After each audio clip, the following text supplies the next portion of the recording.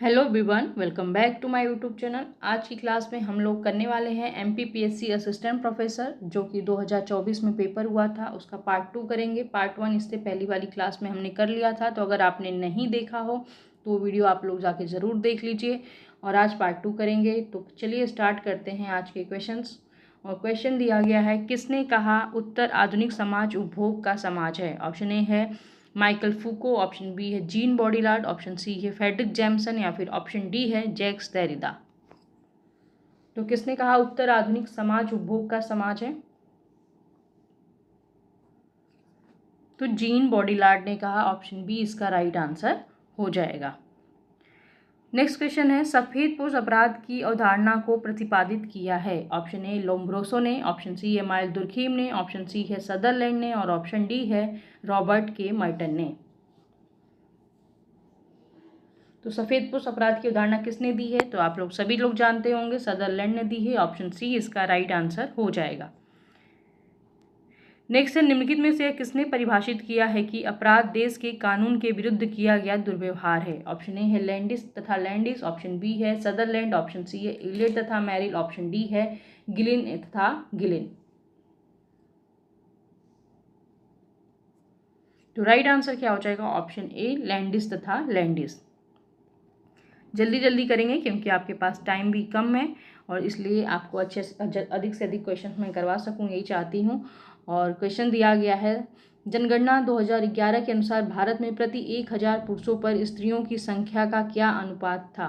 Option A है 830, option B है 910, option C है 940, या फिर ऑप्शन डी दिया गया है 950। तो कितनी पुरुषों पर 1000 पुरुषों पर कितनी महिलाओं का अनुपात था 2011 की जनगणना के अनुसार? तो 940 ऑप्शन सी इसका राइट आंसर हो जाएगा। 943 है वैसे तो, लेकिन इस ऑप्शन के अकॉर्डिंग 940 हम लोग उसके नियर अबाउट है, तो 940 ही लगाएंगे। ऑप्शन सी इसका राइट आंसर हो जाएगा। नेक्स्ट है, यह किसने कहा कि अपराधी जन्मजात होते हैं। ऑप्शन ए है कोहेन, ऑप्शन बी है लोम्ब्रोसो, ऑप्शन सी है सदरलैंड, और ऑप्शन डी दिया गया है वॉल्टर रेकलेस। तो किसने कहा है अपराधी जन्मजात होते हैं? तो लोम्ब्रोसे ने कहा है। ऑप्शन बी इसका राइट आंसर हो जाएगा। नेक्स्ट है, यह किसने कहा है कि विचलन भी समाज के लिए आवश्यक है। ऑप्शन ए है कार्ल मार्क्स, ऑप्शन बी है इमाल दुर्खीम, ऑप्शन सी है मैक्स वेबर, और ऑप्शन डी है हर्बर्ट स्पेंसर। तो किसने कहा विचलन भी समाज के लिए आवश्यक है? तो इमाल दुर्खीम मानते थे कि विचलन भी समाज के लिए आवश्यक है, समाज को बनाए रखने के लिए। ऑप्शन बी इसका राइट आंसर हो जाएगा।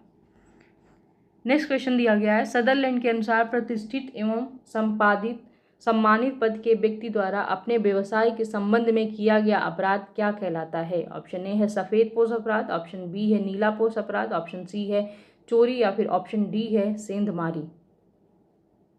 तो जब कोई प्रतिष्ठित व्यक्ति अपने सम्मानित पद से चोरी करता है या अपने व्यवसाय के संबंध में कोई अपराध करता है, तो उसे क्या कहते हैं? उसे कहते हैं व्हाइट कॉलर क्राइम, सफेद पोष अपराध, जिसकी अवधारणा दी है सदरलैंड ने। ऑप्शन ए इसका राइट आंसर हो जाएगा। नेक्स्ट है, अनुसूचित जाति और अनुसूचित जनजाति अत्याचार निवारण अधिनियम कब अधिनियमित किया गया था। ऑप्शन ए है 1981, 1989, 1991, या फिर 1992।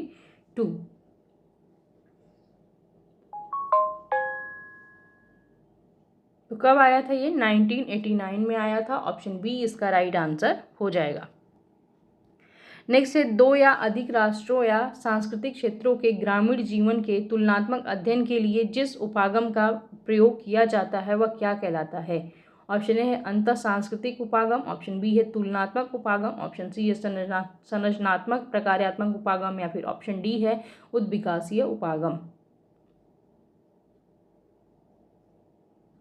तो ये क्या कहलाता है? अंतर सांस्कृतिक उपागम। ऑप्शन ए इसका राइट आंसर हो जाएगा, जिसे क्रॉस कल्चरल अप्रोच भी कहा जाता है। नेक्स्ट है, उत्तर संरचनावाद की व्याख्या करते हुए किस विचारक ने विखंडन की अवधारणा को रखा है। ऑप्शन ए है लेमर्ट, ऑप्शन बी है जैक्स देरिडा, ऑप्शन सी है फूको, या फिर ऑप्शन डी है गोडेलियर।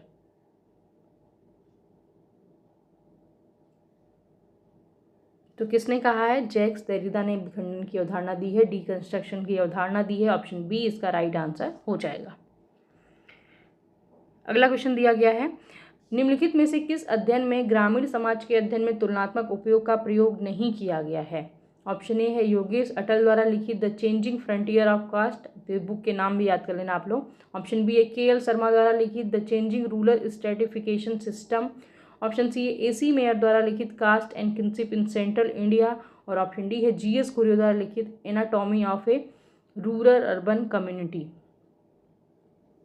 तो ये बुक्स चारों ही बहुत इंपॉर्टेंट है, याद कर लेना आप लोग।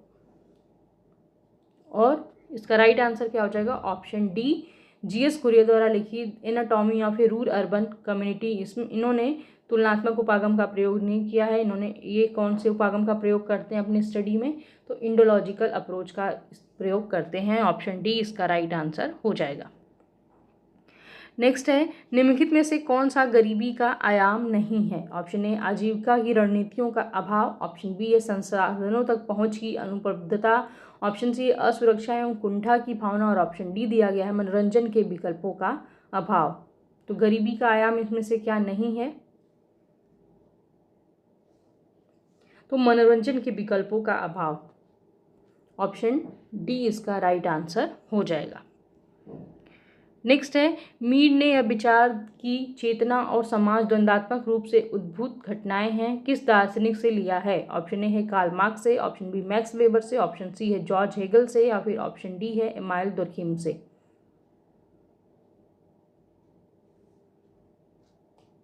तो राइट आंसर क्या हो जाएगा? जॉर्ज हेगल से। ऑप्शन सी इसका राइट आंसर हो जाएगा। नेक्स्ट क्वेश्चन है, राल्फ डेरेनडॉर्फ के अनुसार समूह संघर्ष कब उत्पन्न होता है? ऑप्शन ए है जब समूहों के हित समान होते हैं, जब एक समूह के प्रकट हित दूसरे के साथ मेल खाते हैं, जब एक समूह के प्रकट हित दूसरे के विरोध में होते हैं। या फिर ऑप्शन डी है जब समूहों के बीच कोई प्रतिस्पर्धा नहीं होती है। तो राल्फ डेरेनडॉर्फ के अकॉर्डिंग समूह में संघर्ष कब उत्पन्न होता है? तो जब एक समूह के प्रकट हित दूसरे के विरोध में खड़े होते हैं तब होता है। ऑप्शन सी इसका राइट आंसर हो जाएगा। नेक्स्ट है, भारतीय दंड संहिता के किस धारा के अंतर्गत घरेलू हिंसा दंडनीय अपराध है? ऑप्शन ए है 490। ऑप्शन बी है 420। ऑप्शन सी है 498 का ए। और ऑप्शन डी है 499।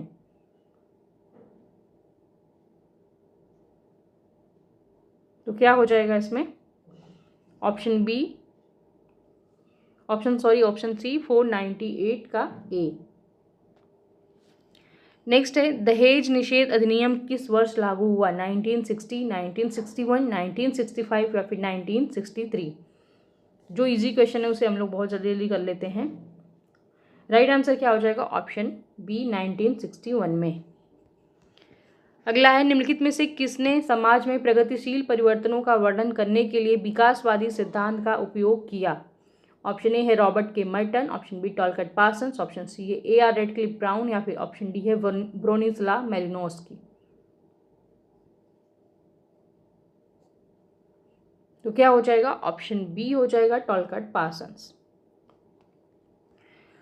अगला है, निम्नलिखित में से कौन सी जी.एस. कुरियो की प्रथम पुस्तक है? ऑप्शन ए है भारतीय इंडियन साधु। ऑप्शन बी है caste and race in India. Option C caste class and occupation. Option C है कल्चर एंड सोसाइटी। बुक्स के नाम आप लोग इंग्लिश में ही याद कर लीजिएगा तब ताकि बेहतर होगा। क्या हो जाएगा? Caste and race in India. Option B इसका राइट आंसर हो जाएगा। नेक्स्ट है, निम्नलिखित में से किसने समाज को एक वस्तुपरक वास्तविकता के रूप में समझा जिसमें विशिष्ट कार्य, समग्रता की स्थिरता और सामंजस्य के योगदान करते हैं? Option A Emmanuel Durkheim. Option B है मैक्स वेबर। ऑप्शन सी है ए.आर. Radcliffe Brown. और ऑप्शन डी दिया गया है जी.एच. मीड। तो क्या हो जाएगा? Emmanuel Durkheim. ऑप्शन ए इसका राइट आंसर हो जाएगा। नेक्स्ट है, निम्नलिखित में से किसने बताया कि वैज्ञानिक सत्य के मूल्य में विश्वास मनुष्य की मूल प्रकृति का उत्पाद है? ऑप्शन ए है Karl Marx. Option B Talcott Parsons. Option C है मैक्स वेबर। और ऑप्शन डी है रॉबर्ट के मर्टन। तो ये सारे क्वेश्चन बहुत इंपॉर्टेंट हैं, आगे वाले एग्जाम में आपके लिए बहुत ही हेल्पफुल होंगे। क्या हो जाएगा राइट आंसर? ऑप्शन बी हो जाएगा, टॉलकट पार्सन्स। नेक्स्ट है, मार्क्स के अनुसार वेतन श्रम मूल्य रूप से है स्वतंत्र श्रम, बाध्यकारी श्रम, कुशल श्रम या फिर स्वैच्छिक श्रम।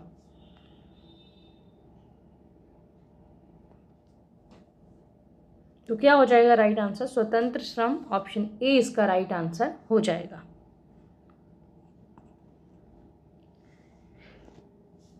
नेक्स्ट है, भारत का संविधान किस अनुच्छेद के तहत अल्पसंख्यकों को संरक्षण प्रदान करता है? आर्टिकल 14, आर्टिकल 19, आर्टिकल 29 या फिर आर्टिकल 51।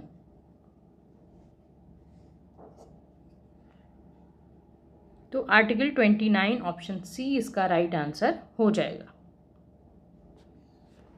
नेक्स्ट है, अंत्योदय योजना के संबंध में निम्नलिखित में से कौन सा कथन सही है? ऑप्शन ए है, इसका उद्देश्य शहरी गरीबों को मुफ्त स्वास्थ्य सेवाएं प्रदान करना, यह अस्थायी आजीविका संवर्धन एवं वित्तीय सेवाओं तक बेहतर पहुंच के माध्यम से ग्रामीण गरीबी को कम करने पर ध्यान केंद्रित करता है। ऑप्शन सी है, ग्रामीण कारीगरों को रियायती आवास ऋण प्रदान करता है, या फिर ऑप्शन डी है, यह ग्रामीण क्षेत्रों के मेधावी छात्रों को छात्रवृत्ति प्रदान करता है।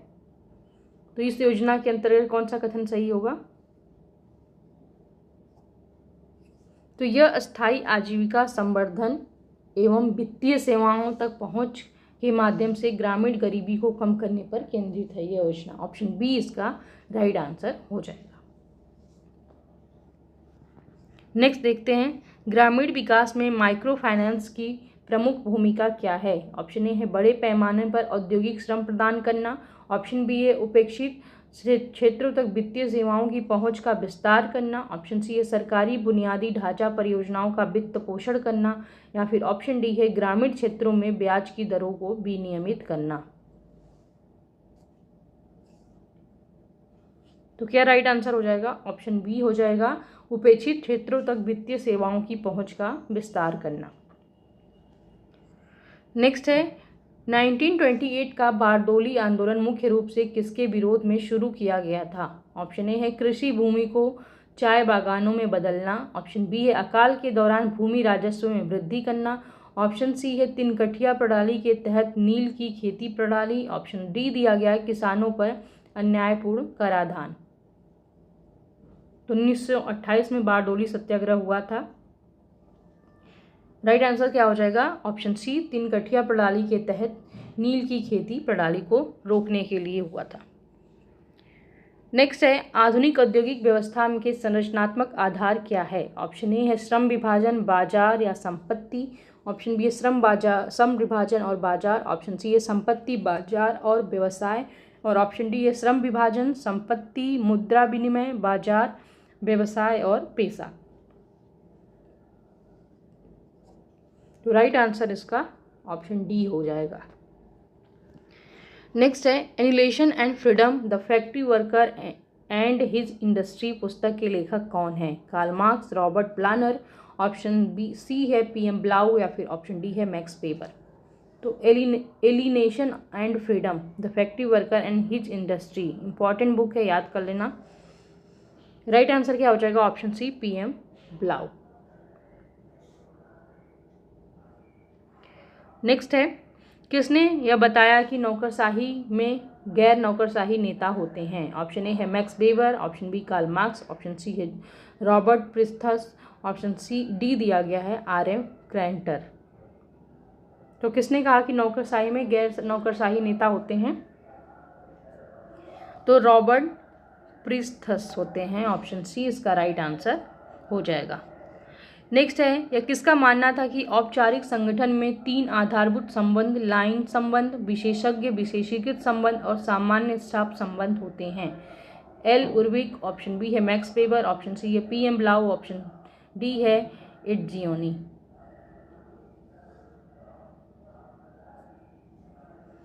तो क्या हो जाएगा? एल उर्विक हो जाएगा, ऑप्शन ए। नेक्स्ट है, किसने कहा कि औद्योगिक व्यवस्था में व्यक्ति नहीं अपितु संगठन ही उत्पादक है? ऑप्शन ए है Karl Marx, Dale Yoder, Peter Drucker, या फिर मिलर और फॉर्म।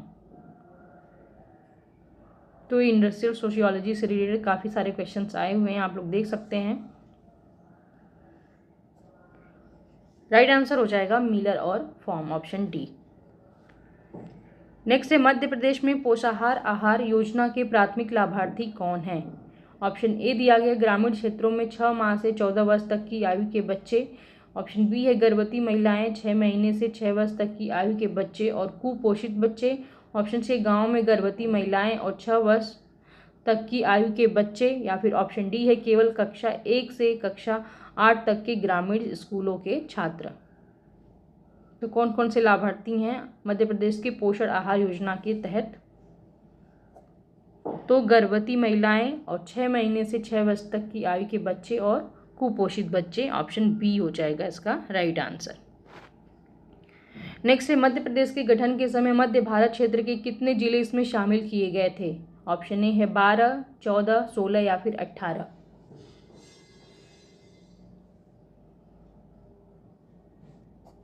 तो क्या हो जाएगा 16, ऑप्शन सी।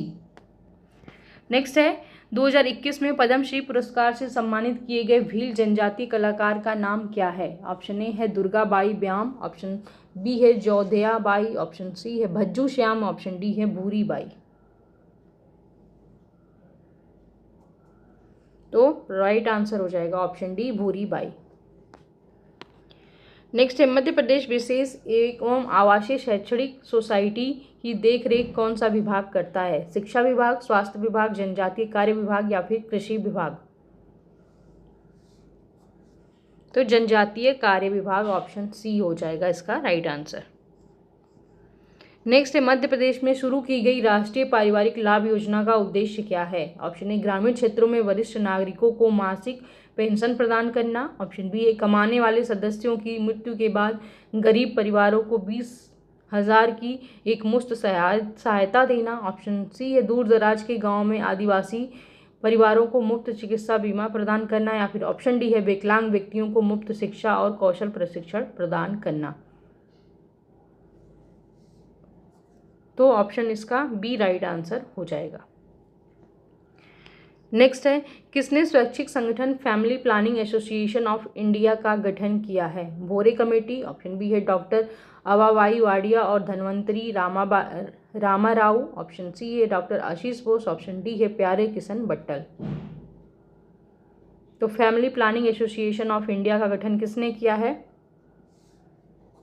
तो अवाबाई वाडिया और धनवंती रामाराव, ऑप्शन बी इसका राइट आंसर हो जाएगा।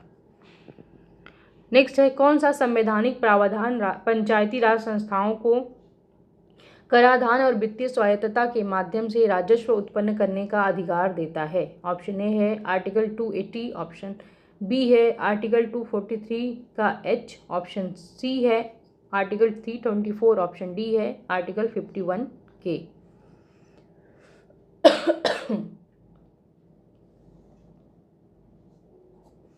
तो राइट आंसर हो जाएगा आर्टिकल 243 एच, बी इसका सही उत्तर हो जाएगा।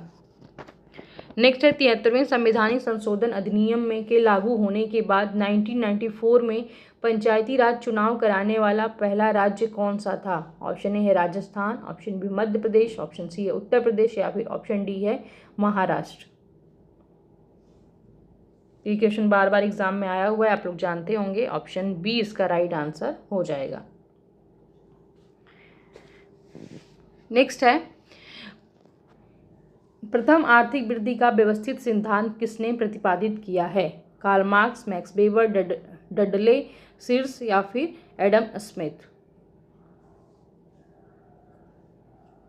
तो क्या हो जाएगा एडम स्मिथ, डी इसका राइट आंसर हो जाएगा। नेक्स्ट है विकास में महिलाओं के स्थान के बारे में पहला महत्वपूर्ण कथन किसने दिया था? एस्टर बोसरफ, सैंड्रा हार्डिंग, हार्टशोक या फिर कैथरीन स्कॉट? तो क्या हो जाएगा एस्टर बोसरफ, ए इसका राइट आंसर हो जाएगा। नेक्स्ट है निम्नलिखित में से किसने सांस्कृतिक परिवर्तन को आर्थिक विकास की पूर्व शर्त बताया है? ऑप्शन ए है बर्ट होस्लिस, ऑप्शन बी है August Comte, option C Max Weber, option D Coleman. तो सांस्कृतिक परिवर्तन को आर्थिक विकास की पूर्व शर्त किसने बताया है? तो मैक्स वेबर ने बताया है, ऑप्शन सी इसका राइट आंसर हो जाएगा।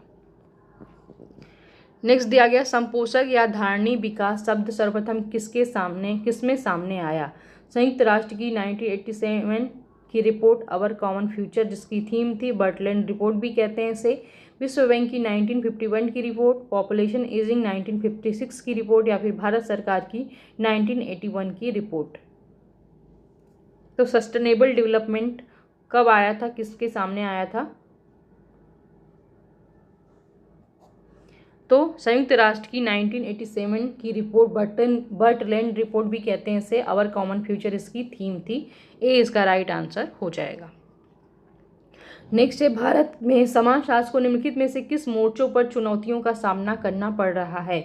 ऑप्शन ए है बौद्धिक, ऑप्शन बी बौद्धिक एवं व्यावसायिक, ऑप्शन सी बौद्धिक एवं शैक्षणिक, और ऑप्शन डी है बौद्धिक व्यावसायिक एवं शैक्षणिक। तो क्या हो जाएगा इसका सही उत्तर? ऑप्शन डी बौद्धिक व्यावसायिक एवं शैक्षणिक। नेक्स्ट है, यह तर्क देते हैं कि वैश्विक ताकतें जिनमें सबसे महत्वपूर्ण सूचना प्रौद्योगिकी है, समस्त समाज को परिवर्तित कर रही है, और नेटवर्क समाज इसकी नई सामाजिक संरचना है। Option A Manuel Castells, option B Anthony Giddens, option C Robertson, और ऑप्शन डी है वॉलस्टीन। तो क्या हो जाएगा right answer? Option A Manuel Castells. Next देखते हैं, डैश ने यह स्पष्ट किया कि कैसे विकसित देशों का विकास अल्प विकसित देशों को गरीब बनाता है और उनकी अल्प विकसितता को बनाए रखता है। Kingsley Davis, max weber, Gunnar Milton, या फिर कार्ल मार्क्स।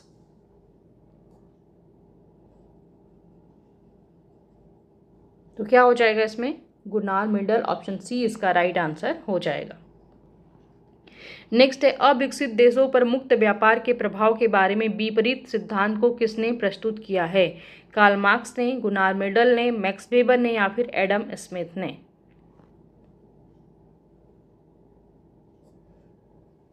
तो गुनार मिल्टन ने, ऑप्शन बी हो जाएगा।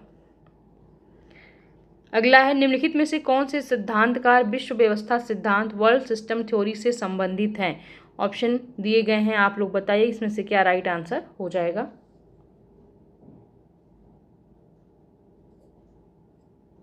तो एजी फ्रैंक, वॉलस्टीन और एस अमीन, ऑप्शन डी इसका राइट आंसर हो जाएगा। नेक्स्ट है, राष्ट्रीय उच्चतर शिक्षा विनियामक परिषद की भूमिका क्या है। National Higher Education Regulatory Council. तो ऑप्शंस दिए गए हैं आपको 4, आप लोग बताइए कि इसमें से क्या उसकी भूमिका है। NHERC,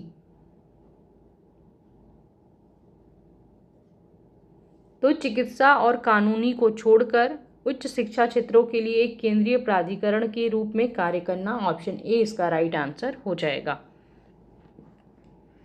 अगला है, निम्नलिखित में से किसने व्यवसाय, आय के स्रोत, घर के प्रकार और निवास क्षेत्र का उपयोग करके वर्गों की पहचान करने के लिए परिस्थिति विशेषताओं का एक सूचकांक तैयार किया। ऑप्शन ए है James A Davis, option B है RK Merton, option C Warner और उसके सहयोगी, और ऑप्शन डी है कार्ल मार्क्स। तो राइट आंसर हो जाएगा वार्नर और उसके सहयोगी, ऑप्शन सी। नेक्स्ट है, NEP 2020 के अकॉर्डिंग मूलभूत साक्षरता और संख्यात्मकता पर उच्चतर गुणवत्ता वाले संसाधनों का एक राष्ट्रीय भंडार निम्नलिखित में से किसने उपलब्ध कराया जाएगा। ऑप्शन ए है digital infrastructure for knowledge sharing DIKSHA Shodhganga, option C है study webs of acting learning for young expiring mind स्वयं, ऑप्शन डी दिया गया school quality assessment and accreditation framework SQAAF।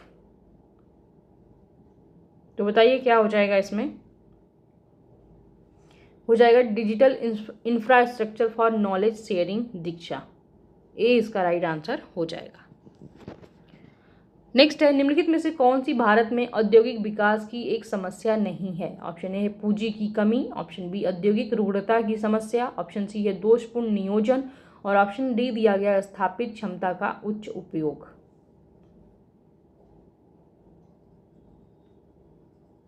तो क्या हो जाएगा right answer? High utilization of installed capacity, स्थापित क्षमता का उच्च उपयोग, ऑप्शन डी। नेक्स्ट, निम्नलिखित में से किस कंपनी के द्वारा गठित वर्क्स कमेटी को भारत में श्रमिकों की भागीदारी के शुरुआती प्रयासों में से एक रूप में उद्धृत किया जा सकता है? ONGC, HAL, टिस्को या फिर HP?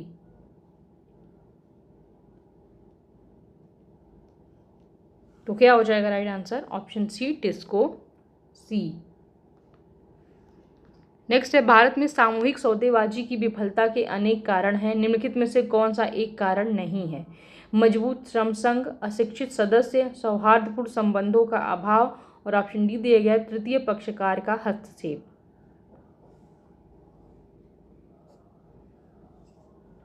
तो क्या हो जाएगा सही उत्तर इसमें? मजबूत श्रम संघ, स्ट्रॉन्ग लेबर यूनियन होगी। तो ये कोई विफलता का कारण नहीं है, बाकी ये तीनों ऑप्शन सामूहिक सौदेबाजी में विफलता के कारण होते हैं। नेक्स्ट है, सामान्य रूप से किसको मानवीय संबंध उपागम का जनक माना जाता है? Human relation. A.W. Taylor, F.J. Roethlisberger, option C Elton Mayo, option D है कर्ट लेविन। तो कौन है Elton Mayo? Human relation. Next, निम्नलिखित में से किसने अहमदाबाद में टेक्सटाइल लेबर एसोसिएशन की स्थापना की थी? ऑप्शन ए है B.R. Ambedkar, option B M.K. Gandhi, option C है J.R.D. टाटा और ऑप्शन डी है B.V. गिरी। तो टेक्सटाइल लेबर एसोसिएशन की स्थापना किसने की थी? तो M.K. गांधी ने, महात्मा गांधी ने। बी इसका राइट आंसर हो जाएगा। नेक्स्ट है, पूर्व औद्योगिक समाज में प्राथमिक संस्था के रूप में कौन सी संस्था अपने सदस्यों से संबंधित शैक्षिक, मनोरंजनात्मक और यहाँ तक कि धार्मिक कार्यों का भी ध्यान सदस्यों के कल्याण के लिए रखती थी? ऑप्शन ए सरकार, परिवार, विवाह या फिर जाति।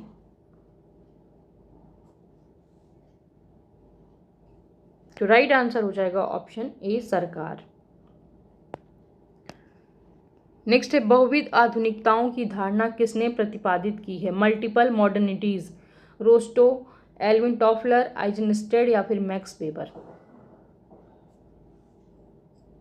तो मल्टीपल मॉडर्निटीज की धारणा किसने दी है? आइजनस्टैंड ने दी है। ऑप्शन सी इसका राइट आंसर हो जाएगा। नेक्स्ट है, निम्नलिखित में से किसने सकारात्मक जांच कारक जो मृत्यु दर बढ़ाते हैं और निवारक जांच कारक जो प्रजननशीलता घटाते हैं पर बात की है? हर्बर्ट स्पेंसर ने, किन्स ने, किंग्सले डेविस ने या फिर माल्थस ने। तो सकारात्मक एवं नकारात्मक निरोध की बात कौन करता है? माल्थस करते हैं। ऑप्शन डी इसका राइट आंसर हो जाएगा। नेक्स्ट दिया गया है, किसने कहा कि उत्तर आधुनिकता अराजकतावादी इच्छा के समान है जो इतिहास के सातत्य को विस्फोटित करना चाहती है? Anthony Giddens, Karl Marx, Habermas या फिर हटिंगटन। तो एंथनी गिडेंस इसमें राइट आंसर हो जाएगा। नेक्स्ट है, किसका सोचना था कि जन्म नियंत्रण या विवाह के अंतर्गत जन्म को सीमित करने का कोई भी तरीका अनैतिक है, यद्यपि उसका मानना था कि जन्म दर को कम करने का सबसे अच्छा तरीका विलंब विवाह है? ऑप्शन ए है माल्थस, ऑप्शन बी है Keynes, option C Karl Marx, option D है कार्ल हर्बर्ट स्पेंसर।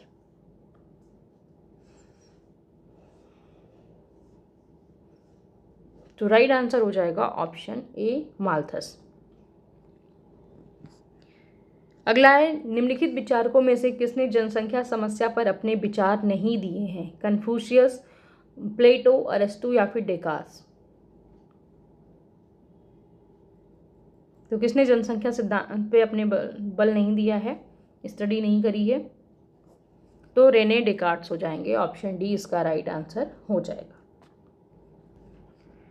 अगला दिया है, किसने कहा कि विकास को न्याय, संपोषकता और समावेशन को सुनिश्चित करना चाहिए? ऑप्शन ए है डेविड कार्टेन, ऑप्शन बी है Dudley Seers, option C Manfred A Max Neef और ऑप्शन डी है मोजर।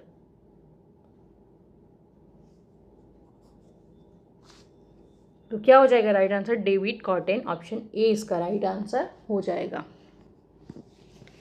नेक्स्ट, निम्नलिखित में से कौन सा एक भारत में गरीबी का कारण नहीं है? ऑप्शन ए है समावेशी आर्थिक वृद्धि का अभाव, ऑप्शन बी है तीव्र जनसंख्या वृद्धि, ऑप्शन सी बेरोजगारी एवं अल्प रोजगार, ऑप्शन डी है भूमि सुधारों का क्रियान्वयन। तो गरीबी का क्या कारण इसमें नहीं हो सकता है? भूमि सुधारों में क्रियान्वयन, ऑप्शन डी इसका राइट आंसर हो जाएगा। नेक्स्ट है मूल समुदायों के सशक्तिकरण की प्रक्रिया जो आर्थिक संसाधनों के स्वामित्व और प्रबंधन में प्रजातीय असमानता को कम करती है डैश क्या कहलाती है? भारतीयकरण, स्वदेशीकरण, उदारीकरण या फिर वैश्वीकरण।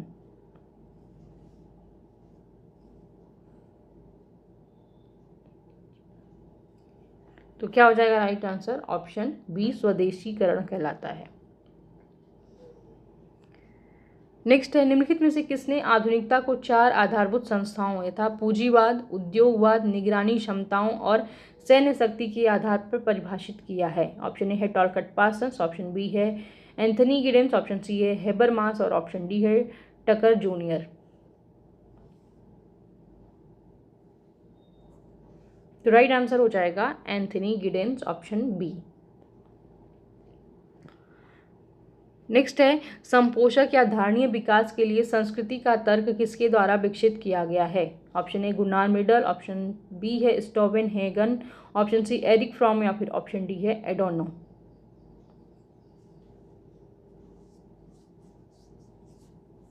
तो राइट आंसर हो जाएगा स्टोवेन हेगन, ऑप्शन बी इसका सही उत्तर हो जाएगा। नेक्स्ट निम्नलिखित में से कौन सा सामाजिक स्तरीकरण के प्रमुख सिद्धांतों में से एक नहीं है? ऑप्शन ए दिया गया समाज की एक विशेषता है न कि केवल व्यक्तिगत लक्षण, ऑप्शन बी है यह सांस्कृतिक मान्यताओं या विचारधाराओं द्वारा समर्थित है, ऑप्शन सी यह पीढ़ी दर पीढ़ी आगे बढ़ता रहता है, ऑप्शन डी दिया गया यह प्रत्येक पीढ़ी के साथ यादृच्छिक रूप से बदलता है। तो आप लोग बताइए इसमें क्या हो जाएगा सही उत्तर? ऑप्शन डी यह प्रत्येक पीढ़ी के साथ यादृच्छिक रूप से बदलता है, ये राइट आंसर हो जाएगा। नेक्स्ट है पारंपरिक भारतीय सामाजिक व्यवस्था में वर्ण शब्द का विशेष रूप से क्या अर्थ है? गांव की अर्थव्यवस्था के भीतर वंशानुगत व्यवसाय, ऑप्शन बी व्यापार के माध्यम से भारतीय समाज में एकीकृत विदेश जनजातियां, ऑप्शन सी है क्षेत्र और भाषा द्वारा पहचाने जाने वाले स्थानीय नातेदारी समूह या फिर ऑप्शन डी है कार्य के आधार पर समाज का 4 श्रेणियों में विभाजन। तो बताइए क्या राइट आंसर हो जाएगा इसमें?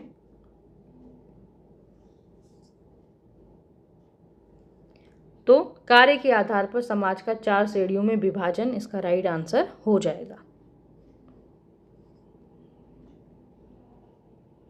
नेक्स्ट है किसने स्तरीकरण को लोगों के विभिन्न समूहों के बीच संरचित असमानताओं के रूप में परिभाषित किया है? ऑप्शन ए है Max Weber, option B Kingsley Davis, option C है एंथनी गिडेंस या फिर ऑप्शन डी है टॉलकाट पार्सन्स।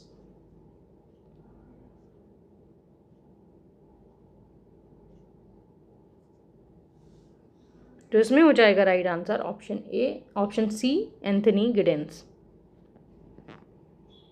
नेक्स्ट किसने कहा कि प्रगति का तात्पर्य केवल दिशा नहीं है बल्कि किसी अंतिम लक्ष्य की ओर निर्देशित होना भी होता है?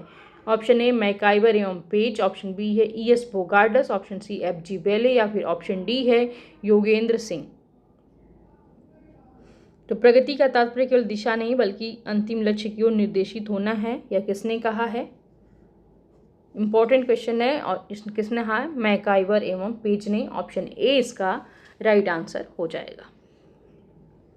नेक्स्ट है किस धर्म में 5 केयस धार्मिक प्रतीक है? हिंदू, जैन, सिख और मुस्लिम।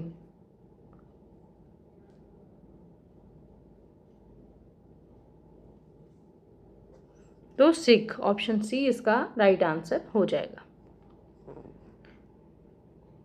नेक्स्ट दिया गया निम्नलिखित में से किस सामाजिक विचारक ने अपनी पुस्तक सोशल एंड कल्चरल डायनामिक्स में सामाजिक परिवर्तन का पेंडुलम सिद्धांत दिया है? ऑप्शन ए है विल्फ्रेड परेटो, ऑप्शन बी है Oswald Spengler, option C Arnold Toynbee और ऑप्शन डी है पेट्रिम ए सोरोकिन। तो किसने पेंडुलम का सिद्धांत दिया है? सोशल एंड कल्चरल डायनामिक्स इनकी बुक का नाम है। तो पेट्रिम ए सोरोकिन ने दिया है।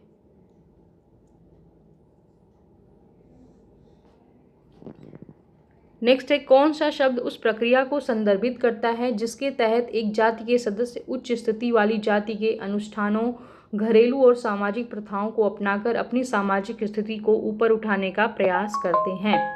ऑप्शन ए है परसंस्कृतिकरण, ऑप्शन बी है उपनिवेशवाद, ऑप्शन सी धर्मनिरपेक्षीकरण या फिर ऑप्शन डी दिया गया है संस्कृतिकरण।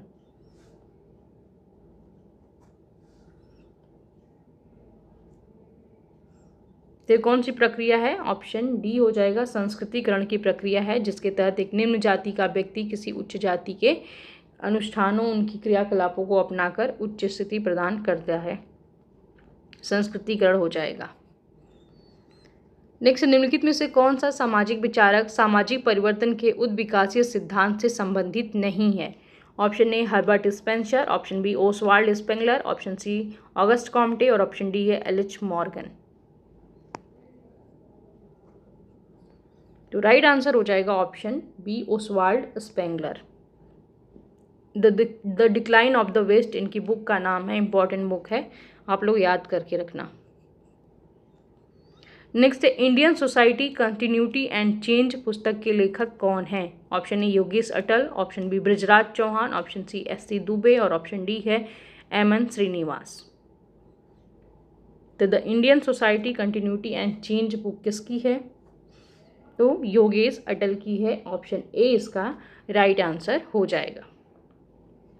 तो ओके फ्रेंड्स, आज ये पेपर हम लोग ने पूरा सॉल्व कर लिया, पूरे 150 क्वेश्चंस कर लिए, जिसको 2 पार्ट में किया है। तो आप लोग दोनों पार्ट अच्छे से देख लेना और तैयार कर लेना क्वेश्चंस को। मिलते हैं नेक्स्ट क्लास में एक नए टॉपिक के साथ। अगर आपको वीडियो अच्छी लगती हो तो प्लीज़ वीडियो को लाइक करना, और अगर चैनल पे नए हैं तो चैनल को सब्सक्राइब कर लेना, जिससे आगे आने वाली वीडियो का नोटिफिकेशन आपको मिलता रहे। मिलते हैं नेक्स्ट क्लास में। बाय बाय, टेक केयर, धन्यवाद।